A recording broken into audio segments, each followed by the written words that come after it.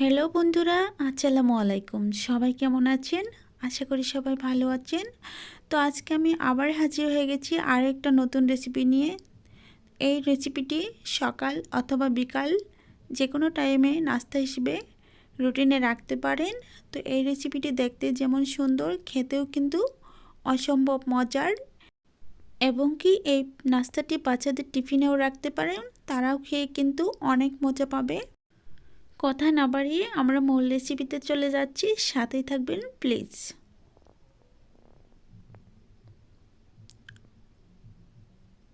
নাস্তাটি রেডি করার জন্য আমি এখানে একটা বাটি নিয়েছি আর এখানে নিয়ে নিব 3টি ডিম। এখানে আমি 4 পিস পাউরুটির জন্য 3টি ডিম ভেঙে নিব। আপনারা চাইলে কমিয়ে বাড়িয়ে নিতে পারেন। তো আপনাদের যার যে ইচ্ছা মতো এটা তৈরি করে নিতে পারেন, এতে কোনো সমস্যা হবে না। ডিম 3টি নেওয়া হয়ে গেছে। এখন আমি এটা একটা হ্যান্ড উইক্সের সাহায্যে ফেটিয়ে নেব। তো ভালো করে ফেটিয়ে নেওয়া হয়ে গেলে এখানে আমি অ্যাড করে দিব স্বাদ মতো লবণ। লবণটা দেওয়া হয়ে গেলে আমি আর একটু ভালো করে মিশিয়ে নেব। নিয়ে তারপর এটাকে এক সাইড করে রেখে দিব। তারপর পাউরুটিগুলো রেডি করে নেব। তো এটা ফেটিয়ে নেওয়া হয়ে গেছে। তো এখানে আমি 4 পিস পাউরুটি নিয়েছি আর নিয়েছি একটু বাটার। আমি বাটারটা পাউরুটির ওপরে ভালো করে লাগিয়ে দিচ্ছি। আপনাদের হাতের কাছে যদি বাটার না থাকে এটা স্কিপ করতে পারেন, এতেও কোনো সমস্যা হবে না, এতেও নাস্তাটা খুব ভালো হবে। তো একইভাবে আমি সবগুলো পাউরুটি পিছে বাটার লাগিয়ে নেব।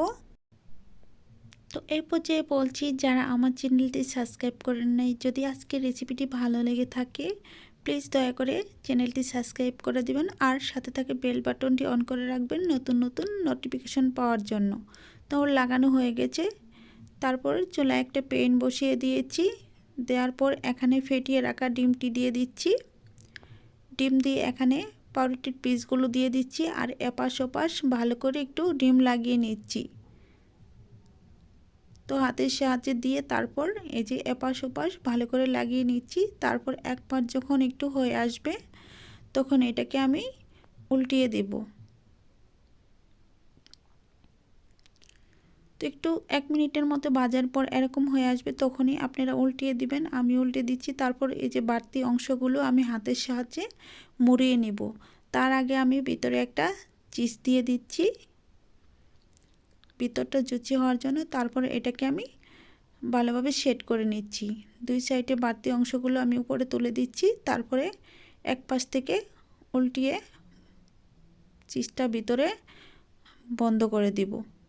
তো দেখতেই পাচ্ছেন আমি কিভাবে দিলাম, ঠিক এইভাবে উল্টিয়ে নেবেন। তো আমি ডিমের নাস্তাটা ভাজার আগে, চুলায় দেওয়ার আগে তখন আমি একটু ঘি দিয়েছিলাম, ক্যামেরাটা অফ হয়ে গিয়েছিল, যার কারণে সেটা স্কিপ হয়ে গেছে। আপনারা চাইলে সাদা তেল অথবা বাটার দিয়েও এই রেসিপিটি করতে পারেন, তাতেও কোনো সমস্যা নেই। তো আমি একইভাবে 2 থেকে 3 মিনিট ভেজে নিয়ে, একটু লাল লাল করে ভেজে নিয়ে তারপর এটি সার্ভ করার পালা। তো দেখতেই পাচ্ছেন আমার ডিমের নাস্তাটা রেডি হয়ে গেছে প্রায়। একদমই সুন্দর একটা কালার চলে এসেছে। তো এইভাবে যদি আপনারা বাড়িতে বাচ্চা অথবা ছোট বড় সবার জন্য এই নাস্তাটা রেডি করে দেন, অবশ্যই খেয়ে কিন্তু অনেক মজা পাবে। খুব মজার একটা নাস্তা রেসিপি। তো এইভাবে অল্প সময়, সকাল বিকাল যে কোনো সময় আপনারা করে নিতে পারবেন। 5 থেকে 7 মিনিট সময় হাতে থাকলেই এই নাস্তাটা রেডি করে নিতে পারবেন, এতে কোনো সমস্যা হবে না। তো এখন আমি সার্ভ করে দেখাই। ভাজা হয়ে গেছে। তো একটা প্লেটে আমি সার্ভ করে দেখাচ্ছি। আমি একইভাবে 2টি পাউরুটি পিচি ভেজে নিয়েছি। 4টি পাউরুটি পিচে 2টি নাস্তা রেসিপি তৈরি করে নিয়েছি। তো দেখতেই পাচ্ছেন আমার 2টি নাস্তা রেডি হয়ে গেছে। তারপর আমি একটা সাইড করে রেখে আরেকটা নাস্তা কেটে দেখাচ্ছি কেমন হয়েছে। আমি যে ভিতরে চিজটা দিয়েছি, আপনারা চাইলে এই চিজটা স্কিপ করতে পারেন, এতেও কোনো সমস্যা হবে না। শুধু ভিতরে ডিম অথবা অন্য কোনো সবজি দিয়েও এই নাস্তাটা তৈরি করা যাবে। তো আমি কেটে নিয়েছি, দেখতেই পাচ্ছেন ভিতরে চিজটা একদম গলে গিয়েছে আর একটা থেকে আরেকটা চিজের কারণে ছাড়তে চাইছে না, একদম আঠালো একটা ভাব চলে এসেছে। তো এইভাবে যদি আপনারা ছোট বড় বাচ্চা যা আছে বাড়িতে, তাদের যদি আপনারা নাস্তার রেসিপিটি শেয়ার করেন, অবশ্যই তারা খেয়ে কিন্তু অনেক প্রশংসা করবে আর অনেক মজা করে খাবে। তো আজকের রেসিপিটি যদি ভালো লেগে থাকে আমার চ্যানেলটি অবশ্যই সাবস্ক্রাইব করে দিবেন আর লাইক কমেন্ট শেয়ার করতে ভুলবেন না।